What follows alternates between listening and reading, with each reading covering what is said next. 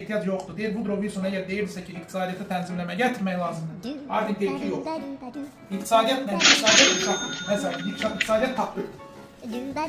Tapdıq düz yolda getdiyi müddətcə bəxusun ondan heç bir işi yoxdur. Yəni, dövlət olaraq ondan heç bir işim yoxdur. Tapdıq qızın için olan, tapdıqla mənim heç bir işim ola bilməz. Bilək.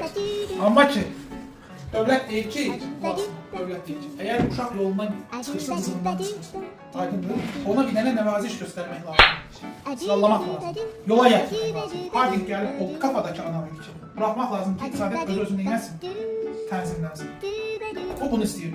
Aydın. Amma ondan qabaqki Woodrow Wilson, qabaqda görəcəyiniz Franklin Delano deyir ki, yox, nə lazımdır? Sıxmaq lazım. Bu baxış tərzidir. Bəzən bu baxış tərzləri uyğun ola bilər, bəzən uğursuz ola bilər. Bəzən aşırı şəkildə sıxan adamın uşağı normal olmur, bəzən də nədir? Aşırı şəkildə sərbəst buraxan adamın rol verir. Burada əsas prinsip nədir? Prinsip odur ki, iqtisadiyyat normal yolda gedirsə, uşaq normal yolda gedirsə, ona nədir?